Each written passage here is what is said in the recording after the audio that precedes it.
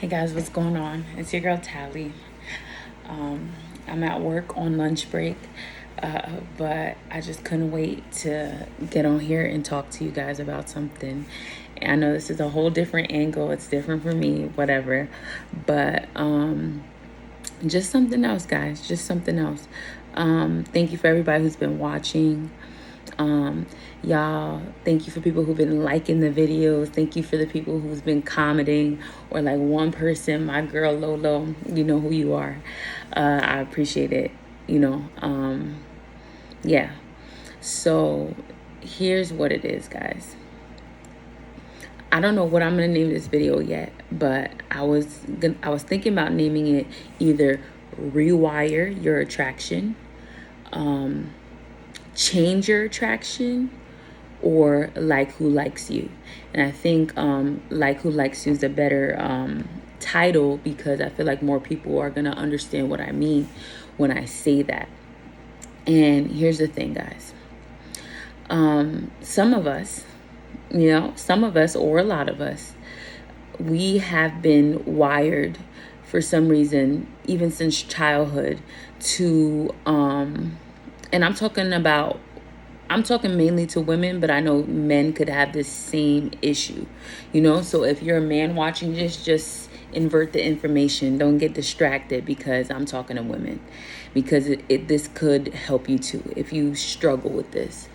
But what I'm saying is, some of us since childhood, we were wired for some reason to like people who don't like us.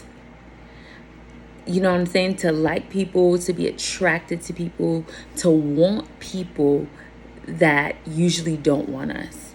And I'm still learning more about it. A few reasons just could be because just like a negative self-image, it could stem from that.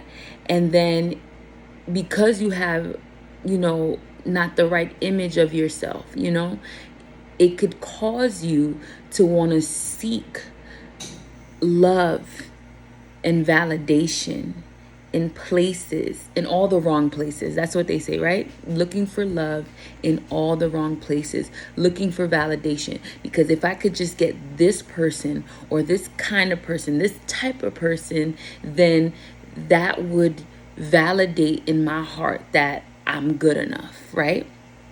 And I recognize that pattern in me, and I recognize that pattern from the age of like 5 years old. And this is when I started kindergarten. And then there's this boy I like so much. And I know why I know I liked him so much? I'll tell you why. Because I still remember his first and last name. To this day, 22 years later, I can tell you the guy that I had a huge crush on when I was in kindergarten. You see how far my memory is actually very good. I have a very good memory in general, but the fact that I could recall a first and last name of somebody that I went to kindergarten with when I used to live in New York and go to Grand Avenue Elementary. That's actually my real elementary, So that's crazy, isn't it? It's so crazy. But I can. And it goes to show you that I not only have a good memory, but I was like 5th grade puppy love, in love with this boy in the 5th grade. And one thing that I see about him, like a common factor I see about him that I still see that applies to my life today, that still has relevancy in my life today, is that he didn't like me back. He did not like me back. Like, he was cool with me. We shared a kiss one time. He was actually the first boy I ever kissed. And that happened because it was the first time that my teacher allowed me to leave the classroom to go use the bathroom. Because in kindergarten, our bathroom was in the class, but I think there was something wrong with the bathroom. The toilet was broken, and that was the first time she allowed all of us to be able to leave the class to go to the bathroom. And I didn't know which bathroom was which. I didn't know which one was the boys, which was the girls. And I went into the boys' bathroom and I saw him there. And I don't remember we talking. And then we shared a little kiss. Not a little kiss, it was a big kiss. Okay, guys, I remember all of this. And that was pretty much it. I was still liking him. He was actually a very attractive boy that many girls actually liked at the time, and he was going out with different girls, but I was never the girl that he chose. And don't feel bad for me. It's cool, guys. I'm healed. I'm healed, at least from him. I'm healed, but there's been other instances of that you just got to heal from. And what it goes to show is that type never stopped being my type. Okay, and I'm being so open and honest with you guys right now. I hope you guys appreciate this, okay? But that type never stop being my type. And I'm sure if you go down your history, you're going to see that you have a type that never stopped being your type. But it even goes deeper than that. I recognize that same type. And let me tell you what that type is. That type is indifferent, emotionally unavailable. And I think we like to call different men emotionally unavailable, which is, it's an okay term to use. But the fact of the matter is they may be emotionally unavailable to you, which means they may not like you. But if they were to find a girl that they actually like, they would probably be willing to open up emotionally to them. So, but we can call it, for the sake of using good terms, we could say they were emotionally unavailable. So I see the emotionally unavailable type. We choose the indifferent type, the one that doesn't show that they like you, the one that doesn't pursue you, but you sense some kind of chemistry, some type of attraction there, but for some reason they don't pursue you.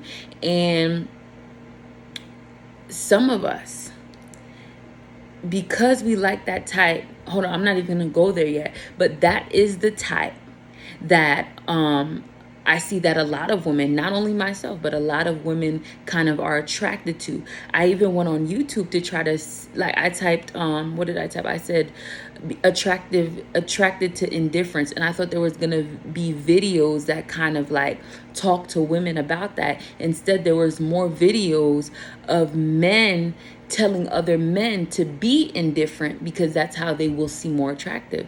So that means that's something that men, or some men, even know that us women fall for. We like to fall for the emotionally unavailable type. We like to fall for the type that is indifferent. They may like you, they may not like you, or the type that gives you mixed signals. Mixed signals is indifferent too. And what I was going to tell you guys is that I noticed that same kind of attitude in my dad. Like, me and my dad today, we have a great relationship, The relationship he had with my mom, not so much, but I noticed that same indifferent attitude, not pursuing, not showing emotion, just very, very stale, very just, I guess we could call it guarded, but very just one way, just stiff, indifferent, emotionless, and, just doesn't, emotionally unavailable. Let's just say that. And I noticed that same attitude in my brother as well. So that goes to say that even the men, the foundational men in my life, which is like my father, my brother, the men I grew up with, the men I, got to know, the first men in my life, that is the attitude that they have. So no wonder why that's what I'm attracted to. No wonder why I'm still fighting to not be attracted to that type today, So I definitely have to give myself grace with that. And if you grew up around those same kind of male figures in your life, you definitely have to give yourself grace on why you're attracted to that same kind of thing. And I hope you guys could hear me, because I just realized my phone was, the microphone was down. So I hope you guys heard everything I said. If not, I'll just make another video. But here's the thing, guys. So now I know why I'm attracted to that, right? And one thing that behavior does to us as women, if we fall for that, if that's what we're attracted to, it makes us become the pursuers. It makes us, since we want them, we are attracted to them so much, and they're not making that first move, that first step, and showing us that they're attracted to us. They're not pursuing us because they're emotionally unavailable. They're indifferent. Because they don't make that first step, it causes the women who are attracted to that to want to be the pursuers, to shift out of our feminine energy. And that's just a whole nother thing, because women are not the original pursuers. It's men. It's a masculine quality to be a pursuer, to go and get it, go after you want. That's a whole nother subject that I'm learning about today. But when a man is indifferent and a woman is attracted to an indifferent man, which is like the emotionally unavailable, the mixed signals, it causes the woman to move out of her feminine energy of accepting pursuit and being pursued to becoming the woman that pursues. So those kind of men have you pursuing them. And the worst thing about it is that when you're the type of woman to pursue, the only thing a woman who pursues, the only thing you can really kind of bait that man is with like sexuality. Because what are you gonna do? When you pursue a man, like when a man pursues a woman, he shows her a nice time, takes her out on nice dates, pays for those dates, does great things, calls them all the time. Those things that men usually do when they want women. But as a woman, are you gonna take that man out on dates and pay for fine dining and doing things like that? That's not really the characteristic of women. That's not really the lane for what women do. So if a woman is pursuing a man, most likely she's gonna tempt him with sexuality. And usually those kind of situations usually just turn into a situation where it's just sex. But you didn't want just sex, right? You wanted something new. You wanted something deeper. I mean, I know there's some of you out there who accustomed to and probably think and are okay with just sex, but there's some of us who are not okay with it. There's some of us who want deeper connection, who want more. And I'm one of those people. I want more. I desire relationship. I desire marriage. Something just being sex for me is never going to be fulfilling. It's never going to be good enough. So if I remain the type that attracted to indifferent men it triggers me into pursuing those indifferent men, usually the only way it works out is it becoming some kind of situationship, some type of sexual relationship, but never anything more, never anything deeper, and it's unfulfilling. It turns into toxicity, a big toxic mess, and then it just ends badly. And then it's just another painful experience. It's just another body added onto your account, and it's just worth it. It's just worthless. And it wasn't worthless. It wasn't worth it, and it was worthless. And that's really the state or the zone that or this situation that women who pursue men usually end up in when they're not careful, or when they just allow that whole pursuit to take control of them. So I said all that, and I'm saying all this to say that as a woman, when you're on your self-love journey, I love that I keep mentioning that in every video. And if it applies, I'm going to mention it, because there's so many of us who need to pursue self-love. You don't need to be pursuing a man. You need to be pursuing self-love. So those of us who need to go on that journey, or those of us who are on that journey, you're going to come to find out that it doesn't serve you to be pursuing men. It depletes you. It makes you feel, it takes away from your self-esteem. It makes you feel less about yourself when you keep encountering these same situations where you find men who are not expressing their love for you, not pursuing you, acting indifferent, emotionless, and emotionally unavailable towards you. And you always got to be the one to go after them and pursue them. And it always ends up in a toxic mess. we have to realize that those situations do not serve us. Those situations take more out of us and don't give back to us. They leave us hopeless. They leave us disappointed. They leave us heartbroken, painful. They leave us hurt. Now, let me be honest with you guys.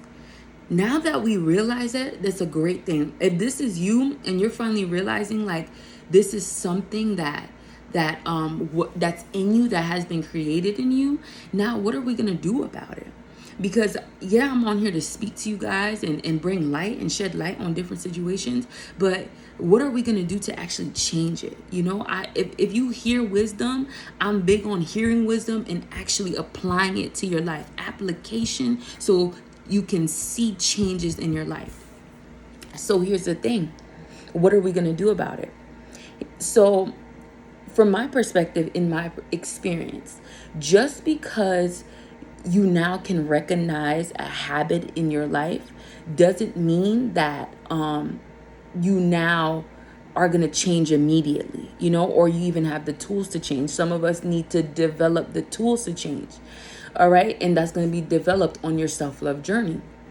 But now when you're on the journey and let's say you encounter a situation just like it, because that situation, if you decide in yourself, like I have, that I'm no longer going to be in that predicament, I'm no longer gonna be attracted to men who make me work for it, or make me like, you know, like that cause me to, because they're emotionless, they're indifferent, cause me to pursue them and just not pursue me. Since I've decided that, there's gonna be so many tests that come your way, and it's gonna be in the form of men who you may be attracted to, who you may like, that are that way, that are the same kind of man that you've been attracted to all your life. You're gonna be tested with that. So here's the thing. Just because you declare that, oh, listen, I'm not going to do this anymore, doesn't mean that that part of your brain that has always been attracted to those kind of men, it doesn't automatically go away.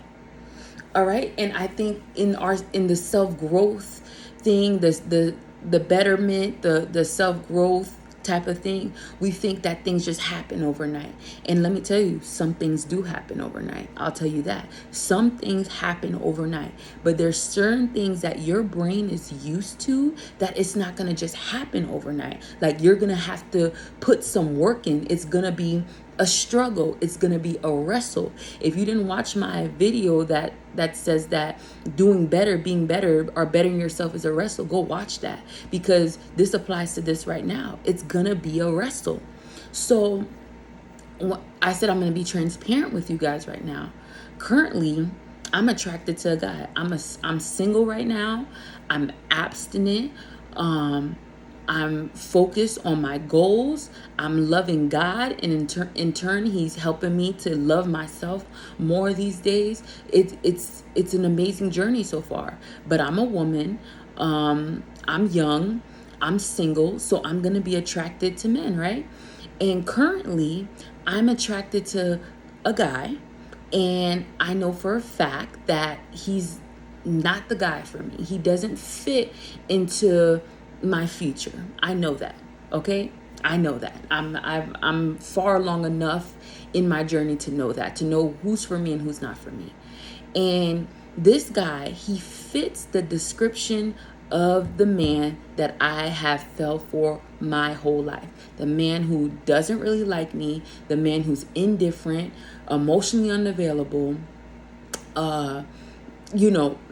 sometimes give mixed signals, just that they're all in the same category, that same type, and I almost beat myself up about it. I'm like, oh my God, you're doing this again. You're in that same category. You're choosing the man again. And the thing is, I didn't choose him. There's no choosing going on, because nothing has happened between us. It's just my brain that's used to the same thing being attracted to the same thing, okay? Because if I've done this for 22 years and I grew up with a father that's the same way, and I grew up around a brother who's the same way, after 27 years of living, that's not just going to automatically change. I need to actively get inside myself. I need to be one with myself, get inside my mind and deal with those things. It's going to be a wrestle.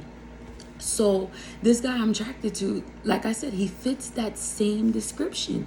And my initial reaction, my initial response is to pursue. That's where I've been. Okay, my initial response. And whether it is right now, it's not going to be the pursuit is not going to look like what it used to be. Like before, I may have been doing too much, going too hard. Now, since I'm just a more healed person, I'm not going to do too much. I'm just maybe gonna I don't know if I'm being, I don't know if I want to disclose all of this. All I know is I'm not going too hard. I'm not doing too much, not this time. But I still feel myself trying to, overassert my presence, trying to, just in a way, just pursue, get the guy to be more attracted to me or show more attraction, show more interest. And you shouldn't have to do that. I shouldn't have to do that. If a man is attracted to you, if he wants you, you won't have to deal with mixed signals. You won't have to second guess if he likes you. You won't have to do any of that. He will make it known. He will make it known, and there's nothing that you have to fight for. There's no acceptance that you have to look for. You don't have to overassert your presence in any kind of way. You won't have to get him to notice you, get him to be interested in you. You wouldn't have to do any of that if a man actually likes you, if he really wanted to pursue you. And just in the earliest stages, which that is how I recognize that I'm healed, because I caught on to that in the early stages, in the stages where nothing happened. It's just, I'm attracted. That's it. And since I've caught on to it, now I'm like, listen, we're not in that place anymore. We're not doing that. That part that's attracted to him in my mind, I'm actively talking to that place. We're not doing that anymore. Looking myself in the mirror. Listen, Tally, we're not doing that anymore. That's not what we do anymore. We've done this before. We've seen the outcome. We know this doesn't serve us. And when I'm talking to you like this is how I'm talking to myself in the mirror. And this is how you need to be talking to yourself when this happens to you. I'm like, listen, Tally, we don't do that anymore. That's not us anymore. You deserve a man to pursue you. You deserve a man to show interest in you. You do not pursue a man. You are a feminine woman. You are beautiful. You have such great things about you. You have great attributes about you. You bring a lot to the table. You deserve to be pursued. And this is how you need to talk to yourself when anything you can think of to tell yourself. This is how you need to talk to yourself so you can rewire that part of the brain, so you can change what you are attracted to. And you have to be cognizant, which means you have to be aware of when that thing is happening in you. Because if you're not, you're going to continue to do the same thing, and it's going to be this cycle of doing the same thing over and over again and getting the same result that you're trying not to get. Okay, you need to tell yourself, you need to back off, because sometimes you're liking somebody and it's the same situation, and it's a situation where you're going to have to be around that person. You're going to have to see that person more often than you should. If you don't have to see that person, don't go and see them. But if that person is a person that's in your circle, going to be around you, then you need to talk to yourself. You need to actively practice this and be like, listen, I'm a good woman.